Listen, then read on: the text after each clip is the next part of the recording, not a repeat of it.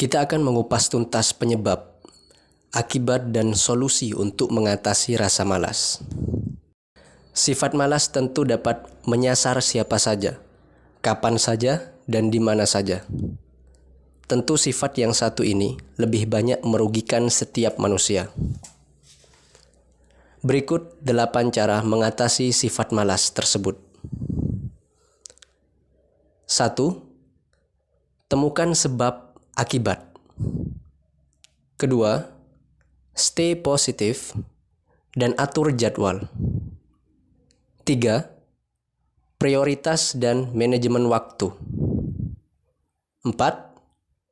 Cari suasana baru dan kerjakan yang mudah terlebih dahulu. 5. Tidak perfeksionis dan sesekali minta bantuan. 6. Isi distraksi dengan rewards atau penghargaan. 7. Perhatikan kebiasaan, pola makan, dan tidur. 8. Olahraga. Pertama, sebab akibat. Ada sebab, ada akibat. Kita akan mulai dengan satu pertanyaan. Apa yang Anda kerjakan sehingga muncul kemalasan itu? Coba kita luangkan waktu untuk mengetahui faktor yang memicu rasa malas Anda. Tertekan, lelah, kewalahan, atau bahkan takut mungkin saja menjadi dalang di balik rendahnya motivasi Anda untuk beraktivitas. Anda bisa memulai proses tersebut dengan mencatat aktivitas harian yang Anda lakukan, setidaknya selama 1 minggu. Saya ulangi, setidaknya selama 1 minggu. Karena aktivitas ini akan membuat Anda lebih mudah mendeteksi kegiatan Anda dan menemukan pola yang mungkin menjadi celah kemalasan Anda. Apabila rasa malas muncul karena rasa lelah, maka beristirahatlah sejenak dan fokuskan diri untuk rileks. Dan jika penyebabnya adalah kewalahan karena terlalu banyaknya tugas, ada baiknya Anda berhenti sesaat guna mengatur prioritas Anda dan mengatasinya satu per satu. Kedua, stay positif dan atur jadwal.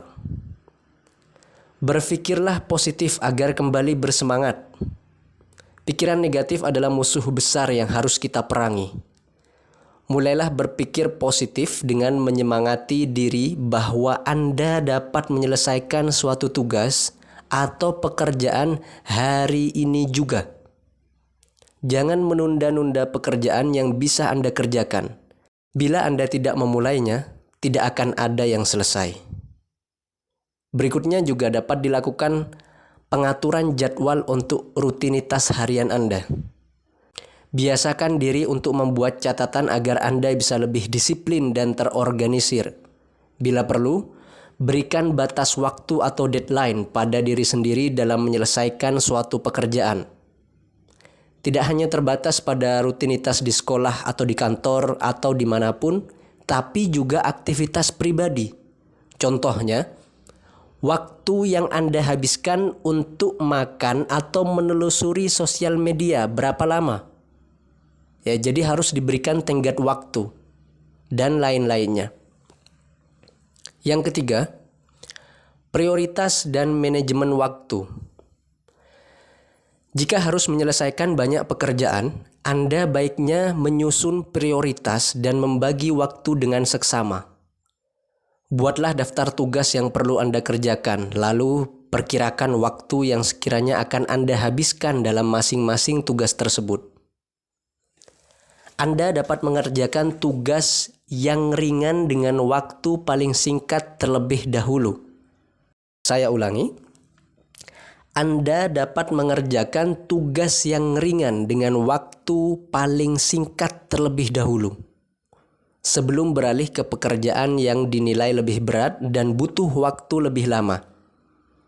Apabila ada tugas yang dirasa terlalu berat, maka bagilah tugas tersebut ke dalam beberapa bagian, sehingga Anda bisa menyelesaikannya secara bertahap, tidak kewalahan dan waktu Anda terpakai dengan efektif.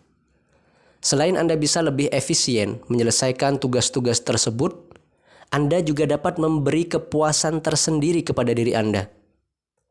Anda akan lebih termotivasi karena berhasil mencapai tujuan yang Anda susun sendiri sebelumnya.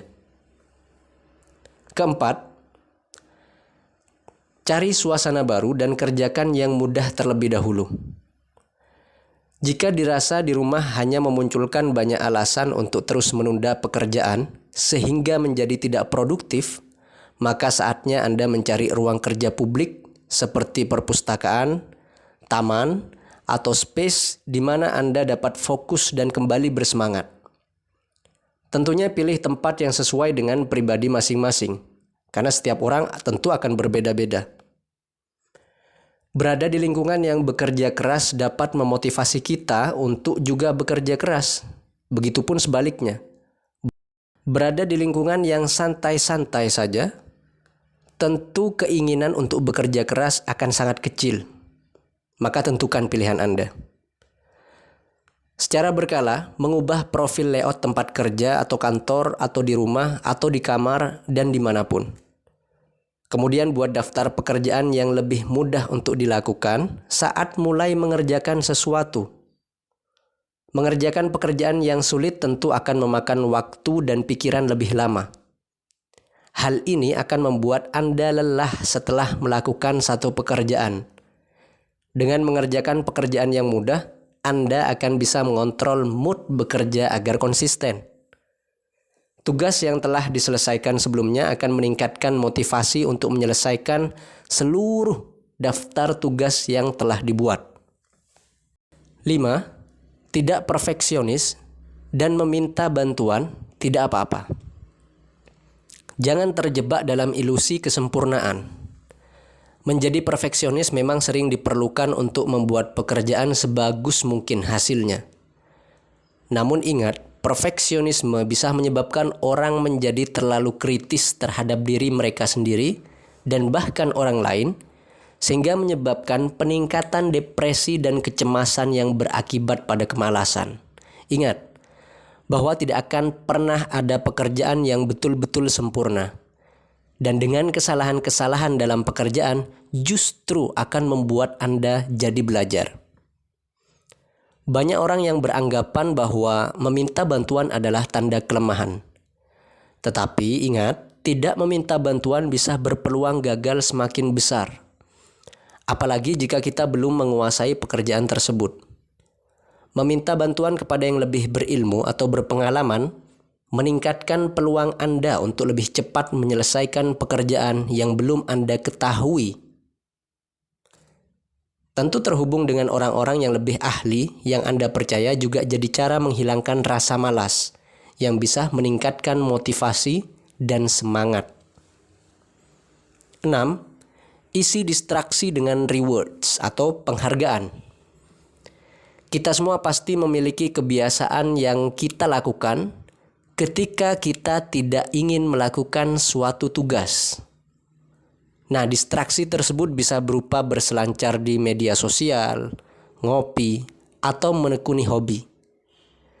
Cari dan saringlah cara untuk membuat kegiatan ini lebih sulit untuk diakses. Carilah tempat yang tenang untuk bekerja, atau Anda bisa menjadikan kegiatan distraksi menjadi rewards saat suatu pekerjaan sudah selesai nantinya. 7. Perhatikan pola tidur dan makan. Saya sarankan untuk tidur lebih awal atau tepat waktu di malam sebelumnya. Biasanya godaan kerap menghampiri di waktu malam.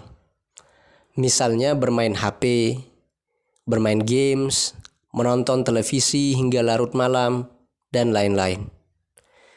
Kita begadang sehingga waktu tidur berkurang. Akibatnya kualitas tubuh saat bangun menjadi kurang. Karena kita tidak memiliki waktu cukup untuk mengembalikan energi tubuh di malam hari. Oleh karena itu, pastikan untuk istirahat yang cukup. Dengan tidur setidaknya 6-8 jam di malam hari agar tubuh bugar keesokan harinya. Daripada mengkonsumsi makanan berat yang mengandung minyak yang sangat banyak, lebih baik mengkonsumsi makanan sehat, baik itu kualitas makanan maupun jumlahnya. Misalnya dengan mengkonsumsi sayur dan buah, serta meminum banyak air putih. Disarankan sebaiknya tidak meminum banyak minuman bersoda.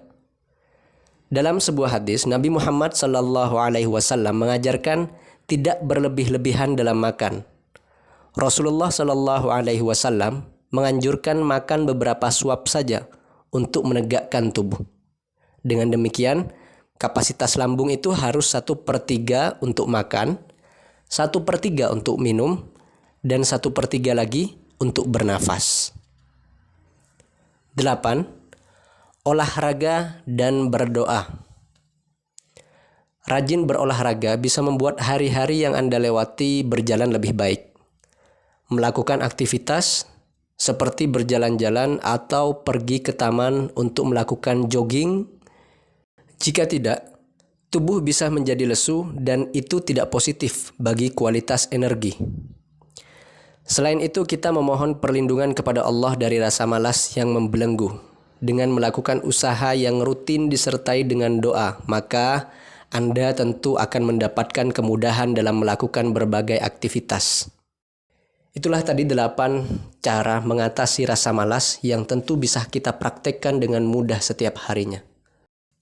Semoga bermanfaat. Wassalamualaikum warahmatullahi wabarakatuh.